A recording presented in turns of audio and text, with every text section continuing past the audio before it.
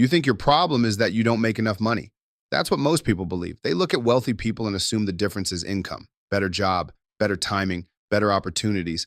But after spending decades around markets, businesses, and some of the richest people on earth, I can tell you something uncomfortable. Most people don't stay poor because they earn too little. They stay poor because they never learn how money behaves once it enters their life. And the tragedy is that by the time they realize this, decades are gone. I've watched people earn six figures and still live under constant financial pressure. I've watched others with ordinary salaries quietly build real wealth while nobody paid attention to them. The difference almost never comes down to intelligence. It comes down to habits, tiny financial behaviors repeated for years until they become a destiny. That's what this video is about, not how to get rich quickly. Not some fantasy about turning $100 into millions overnight, but the actual rules that quietly separate people who build financial freedom from people who spend their entire lives chasing it. And the first rule is going to frustrate you because it sounds too simple to matter. Spend less than you earn. Not sometimes. Always. Most people hear this and immediately stop listening because they assume they already understand it. But they don't. If they did, they wouldn't be trapped. Because the real issue is not math, it's emotion. A man gets a raise and immediately upgrades his life. Better apartment, better car, better restaurants.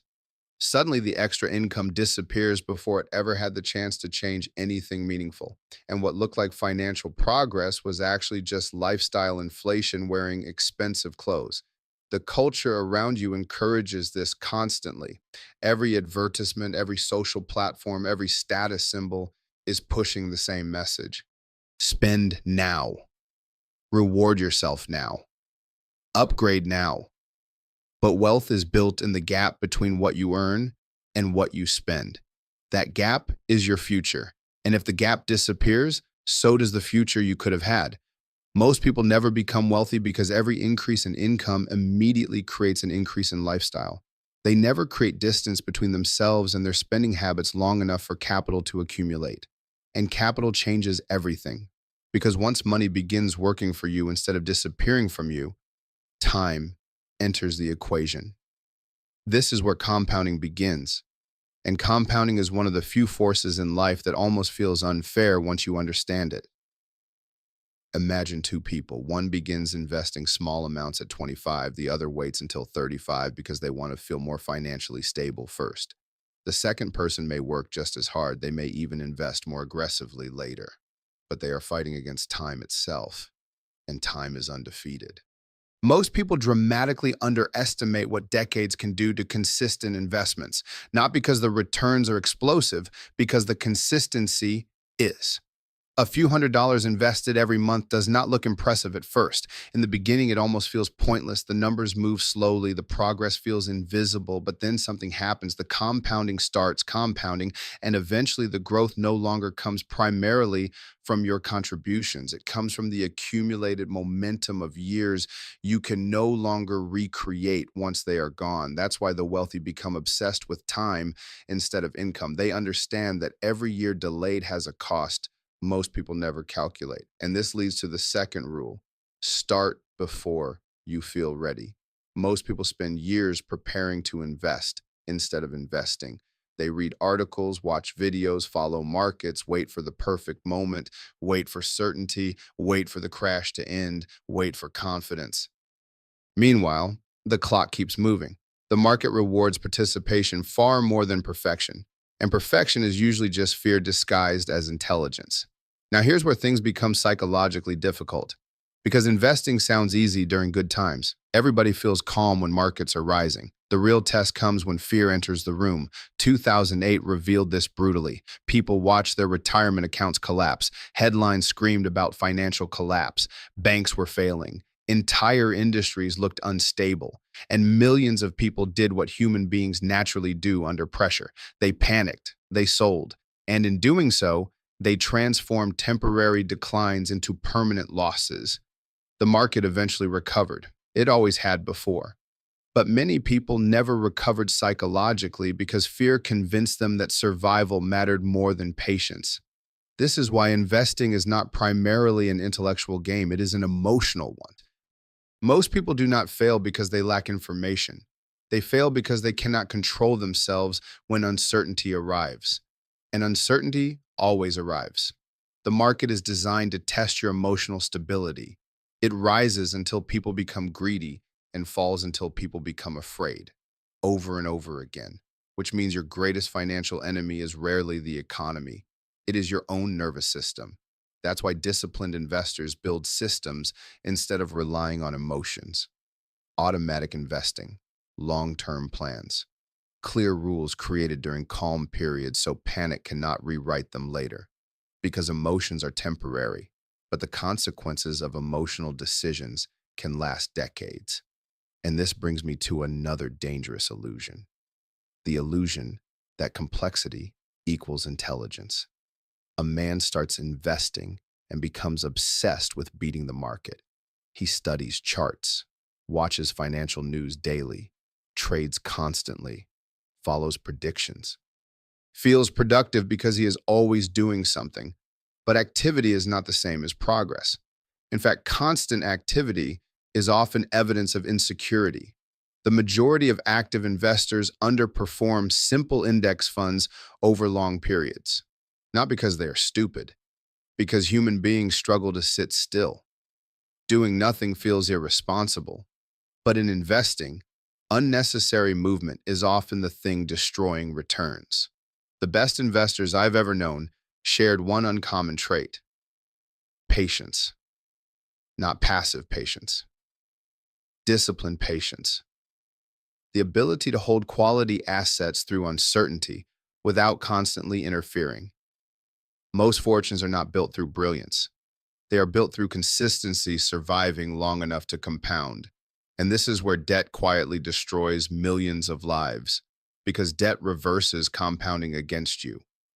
High interest debt is one of the most dangerous financial traps in modern life because it turns your future income into payment for your past impulses. Credit cards are especially destructive, not because they are evil, because they are psychologically brilliant. They allow people to experience the pleasure immediately while delaying the pain. And delayed pain is easy to ignore until it becomes overwhelming. An 18 or 20% interest rate quietly consumes financial progress faster than most investments can create it. This means many people are investing while simultaneously drowning in debt that mathematically overwhelms their returns. That is not wealth building. That is financial self-sabotage. So rule number 6 is simple. Eliminate high interest debt aggressively, not emotionally, mathematically, because removing a guaranteed 20% loss is more powerful than chasing uncertain gains. Then build something most people underestimate completely: an emergency fund. This sounds boring. And because it sounds boring, people ignore it until life happens. The car breaks down, the job disappears, the roof leaks, the economy slows down, and suddenly investments get liquidated at the worst possible time because survival became urgent. The emergency fund is not there to make you rich. It exists to protect your future from temporary chaos. Financial resilience matters more than financial appearance, and appearance traps more people than they realize. Many people are trying to look wealthy instead of becoming wealthy. Real wealth is often quiet. It looks like restraint, patience, long-term thinking, simple habits repeated consistently while nobody notices. That's why purpose matters. Because if you don't know what money is for, you will spend it impulsively trying to fill emotional gaps money was never designed to solve. The people who build lasting wealth usually have clarity.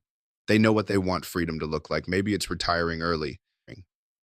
Maybe it's providing security for family. Maybe it's owning time instead of selling all of it forever. But the purpose creates discipline. Without purpose, saving feels like deprivation. With purpose, it feels like alignment. And if you feel behind right now, hear me carefully. You are not behind because you started late. You are behind only if you refuse to start now. People waste years grieving the financial decisions they should have made earlier. But regret compounds nothing. Action does. The market does not care when you begin. It only responds to consistency once you do. And this leads to the final principle underneath everything else. Think in decades. Modern culture conditions people to think in days, immediate pleasure, immediate results, immediate reactions. But wealth belongs to people who can extend their time horizon beyond the emotional chaos of the present moment. The greatest investors are not constantly reacting. They are positioning themselves for futures most people are too distracted to imagine. That mindset changes everything. Short term volatility becomes less frightening. Temporary setbacks lose emotional power. Patience becomes easier because you stop measuring life week by week. And eventually, something strange happens. You stop chasing money emotionally. You start building systems quietly. And those systems begin building a life that no longer depends on panic, urgency, or survival. That is financial freedom, not luxury, not status, not showing people what you own. Freedom, the freedom to think clearly, to make decisions without desperation, to live without constant financial fear controlling your future. And almost nobody reaches that life through one massive decision. They reach it through thousands of small, invisible choices repeated for years while everyone else is distracted by short term noise. That is how $100 becomes millions, not through magic, through discipline surviving long enough for time to do what time always does.